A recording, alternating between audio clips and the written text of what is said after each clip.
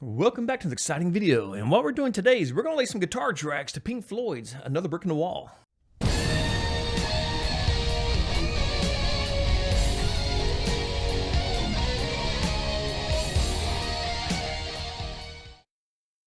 So a buddy of mine, he used to be my old drummer in my band. If you hear a little, sorry, I've got my fans on because it is now summer down here in the south and it's hot. Normally I would have shorts on right about now. Regardless of all that, guy used to be my drummer years ago. Well, just a few years ago. And since then, he's out doing his own thing, and he does these solo shows, and he's hooked up with this promotional company. And part of the deal with the promotional company is he has to put up videos for some odd reason. I really don't understand the gist of this in order for them to book him shows. I guess just that, I don't know. I guess just promotion stuff. So anyway, he's the drummer at the church that I work at, where I do all their audio, their video, and I mix their sound for their band and all that stuff. And their sound engineer, for lack of a better term. And so he was asking me, he's like, hey, man, he was asking me, he's like, hey, I got to put up a video, and I'm going to do Pink Floyd's Another Brick in the Wall. Do you know the guitar solo? And I'm like, dude, what guitarist worth his salt does not know that guitar solo? Absolutely. I've played this guitar solo 10,000 times. And he's like, well, can you lay the track for me? And I was like, yeah, I can do that. So what I'm going to do is I'm going to lay the solo track. Now, what I've done here, he has sent me all the tracks, and I've gone ahead and laid the rhythm track. I will play a piece of that for you right here so you can kind of get an idea of what's going on here.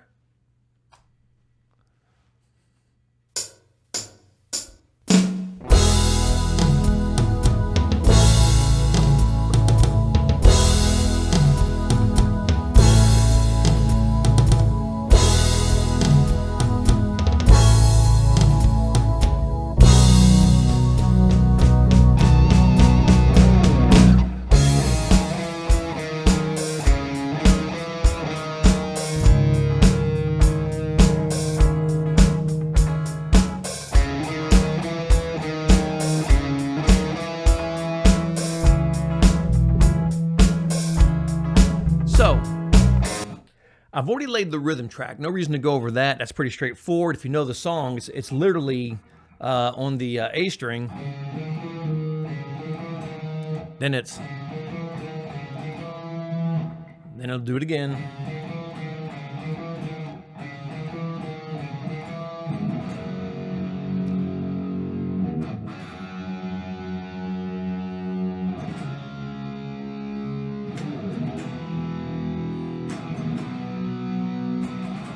And it's pretty much all there is to it. So no reason to go over that part and explain that.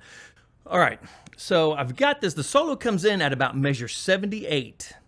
And I've got this backed up to measure 74 because I don't want to have to play the whole song just to get, on track to make sure the solo comes in on time. So I listened to it, and it's coming in right around 78. So I'm going to give myself a 4-measure lead-in before I start playing. And I think I can lay this in one take. And that's the point of this video is, can I lay this guitar solo in one take? And I think I can.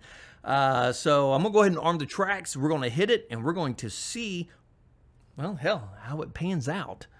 So let's go.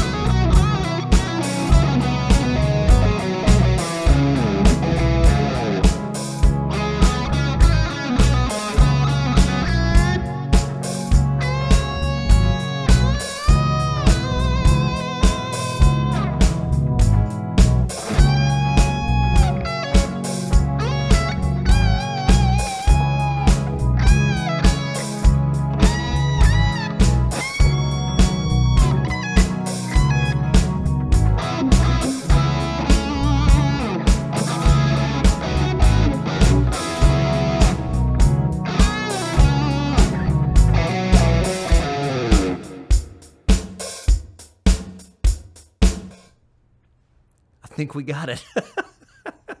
I was pretty sure I could lay that in one track because, like I said, I've played this so many times. So I think we got it. And that was literally the entire purpose of this video. Can I lay this guitar solo? And the cool thing about it, and it's like anything else in music, is you play the songs. I guess what I'm trying to say is when you're in a band, you play the songs so many times that it's really hard to make a mistake. Because so many times, you know, we're going into the band and, you know, hey, we got a new song we got to learn, blah, blah, blah, blah. And then you learn it like 2 weeks before a show. And a lot of times, you know, you make mistakes during that because you haven't ingrained it into your head.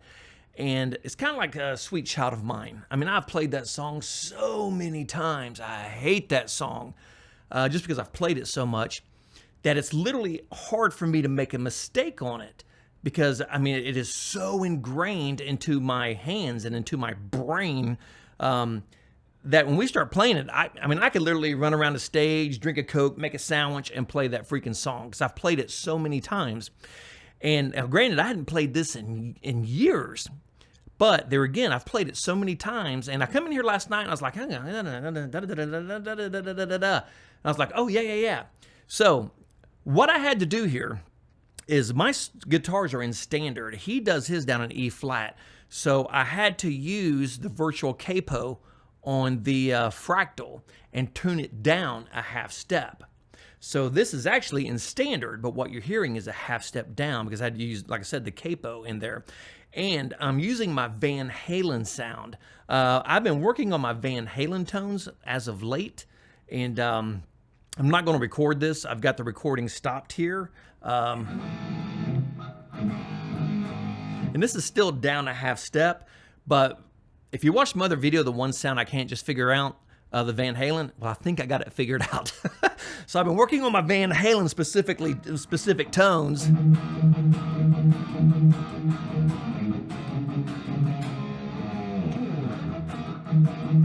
So I've been working on those tones, and I'm going to do a video on this the tone I couldn't figure out. I think I figured it out. So and I use my Van Halen sound for this, and I set the fractal capo down a half step to match what he does. And I think it's a wrap right there. I got it. So I'm going to go ahead and just throw these tracks out. I'm going to bounce them down and email them back to him, and we're good to go. So please subscribe to my channel if you like the kind of things that I do. Please subscribe. You can get any backing tracks that I do, anything at all that I do, literally chord charts, progressions, tab, whatever, you can get on my Patreon page. You can jump on my Patreon page for just $1 a month and get everything that I have, and it really helps support what I do. So please jump over to my Patreon page if you want to help support me even further. And be ready for the next video, because the next video I am moving over to the keyboards. That is right. We are going to do Billy Joel's what song am I doing? I am going to show you how to play Just the Way You Are. Complete brain fade. I'm locked into this. So I'm going to do, I got to get back onto some piano stuff, man. I've been doing a lot of guitar stuff lately and this, that, the other. So I'm going to jump onto some piano stuff. And so stay tuned if you want to learn how to play Just the Way You Are, because that is coming up. And if you want a really good challenge, learn to play it on your guitar, because it is absolutely beautiful on a guitar and quite challenging. So real quick before we go, so as you know, I've been getting a bunch of guitar picks lately because I'm trying to figure out, and I've come to the conclusion there is no best guitar pick for me. Now, I'm not, because everybody's going to like different guitar picks, because I like so many aspects of so many different guitar picks that I have figured out from this little experiment. And I've just bought so many guitar picks, it is insane. And instead of just doing one big video, what I'm going to do is I'm just going to talk about picks at the end of my videos. Even on my piano ones, I'll talk about it. So what I used for this video, so one of my subscribers, TJ, he sent me some of these Eddie Van Halen picks, and I'm a little confused. This is the 60. This is the medium. Very, very, very flexible pick. And this is an EVH pick, and it has this grip. I absolutely love this. It's got all these little knurls on the top and this grip, and it's absolutely fantastic. So I've been playing with this for a while. Now, what I do like about it is it doesn't move in your hand. Once it's there, it is absolutely stuck in your hand. And like I said, none of this is going to be recorded. You're only going to be able to hear this over my mic, whatever you can hear there. And it's a fun pick. Pick slide's fantastic, and that is important to me. But being that it is a 60, this is what Eddie Van Halen plays with. It is so flexible that I actually struggle with this a little bit, because as I'm picking, sometimes when I pick, because I've been playing with, hard jazz picks for years, you make a little movement and it goes through. Sometimes this doesn't go through because the pick will flex and I don't push it all the way through. So what I have to do is I have to really choke up on it a lot to kind of get a little more stiffness, and it's still, and I can't push it. It's just too flimsy for me. So what I did is I went down to the worst guitar store in the world, Guitar Center, and I bought some more Eddie Van Halen picks. But what I did not notice is, they are different colors. So I'm not sure what's going on here, because I don't know who has the rights to make these pick. I think it's Dunlop, but why would they make them in two different colors? But regardless of that, I bought these, and these are a 73, a little bit thicker, or maybe a 78, a little bit thicker, which I like, but it doesn't have the knurls on it. It doesn't have the grips, and that was the whole point of the pick for me. But with this pick, again, it pick slides absolutely fantastic. And it's got still enough flex in there for some really good strumming stuff.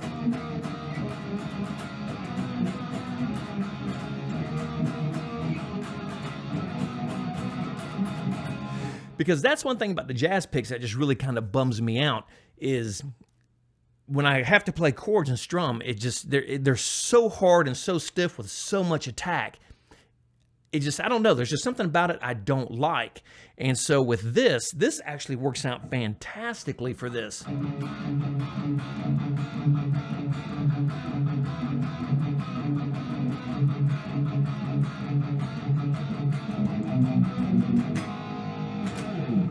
Works out brilliantly for this. And like I said, this is my one of my new Eddie Van Halen tones. So I do like this pick. It has a very nice attack on it. It's a little rounded, not as sharp as a jazz pick, and with it having a little bit of flexibility, the attack is not so sudden. I don't understand why it doesn't have the knurls on it. The picks look absolutely cool. I don't know if you can see them. And if I go up too much, it's going to pull out of focus. I don't know if you can see them. I'll put a picture of them up on the video. But the picks look fantastic, and they play well, and they actually have really good tone to them. To where, like I said, this is my control.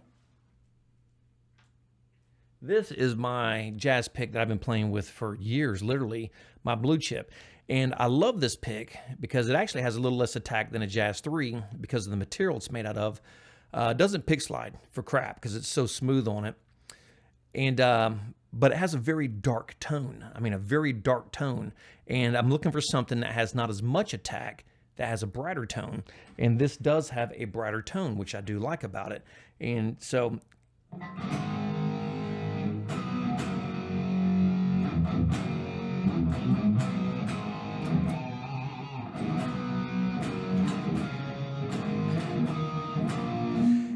And I like the pick, I gotta admit.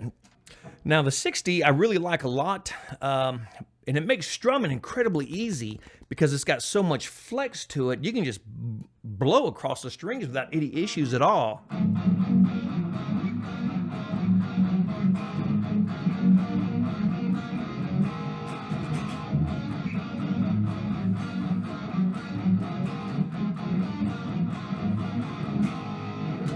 And it just absolutely blasts across the strings.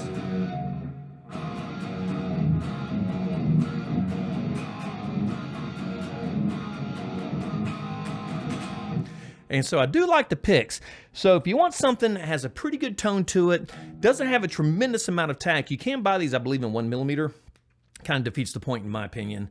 If you're going to start getting into those super thick picks like that, in my opinion, just jump over to a jazz pick. But if you want something that's fun, they're a blast to play with, man, because they pick slide brilliantly.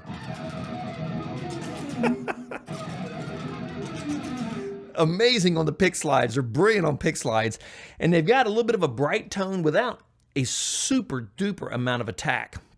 And the I think it's a 73 or 78, I can't remember, but it's a lot easier to play lead with than it is the 60 for me. And so if you want a really cool pick that's fun to play with and actually look pretty damn cool, check out the EVH picks. They're pretty nice. And I'm going to throw that one down right there. And like I said, at the end of these videos, I will be talking about these picks if you're interested. And if not, then you can just stop it at the end of the damn video and move on. So until the next video, we're going to call it right there. Got that done. I've said everything I need to say. And on that note, like the great Sammy Hagar says, if you miss a beat, you lose the rhythm and nothing falls into place. And until the next time, no matter what you do, for the love of God, rock on.